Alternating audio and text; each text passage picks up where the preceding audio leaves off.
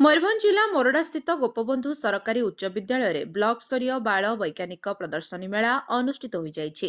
ପ୍ରଥମ ପର୍ଯ୍ୟାୟ ତଥା ଉଦ୍ଘାଟନୀ ଉତ୍ସବ କାର୍ଯ୍ୟକ୍ରମରେ ମୋରଡା ବିଇଓ ବିଜୟ କୁମାର ପାଣିଗ୍ରାହୀଙ୍କ ସଭାପତିତ୍ୱରେ ଅନୁଷ୍ଠିତ ହୋଇଥିବା ବେଳେ ମୁଖ୍ୟ ଅତିଥି ଭାବେ ରାଜ୍ୟସଭାର ମମତା ମହାନ୍ତି, ସାଂଗଠନିକ ସମ୍ପାଦକ ସୁଧାଂଶୁ ଶେଖର ସେଠୀ, ସ୍ୱତନ୍ତ୍ର ଅତିଥି ଭାବେ ଉଚ୍ଚଶିକ୍ଷା ବିଭାଗର ଡେପୁଟି ଡାଇରେକ୍ଟର ଉତ୍ତର ଓଡ଼ିଶା ଜୋନ୍ର राजेश कुमार प्रधान, मुख्य वक्ता अतिरिक्त जिला शिक्षाधिकारी गौतम कुमार पात्र, बीओ विजय कुमार सेठी, मोरडा सरपंच रवि सिंह, सूर्यकांत सेठी, एबीओ पृथ्वीनाथ बास्के, सीआरसीसी अनिता बेहेरा प्रमुख मंचरे उपस्थित रहिथिले।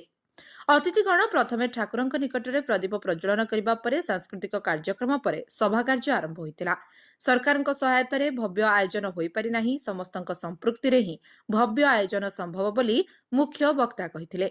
सेहिभଳି राज्यसभा सांसद ममता महांती कहिसंती जे विज्ञानकु नै आजिर छात्र छात्री माने समाज को बहु आगकु नै परिबे। तबे एथिरे मंच परिचालन करिथिले शिक्षक Harendra Mahant. Bureau report, live life Odia.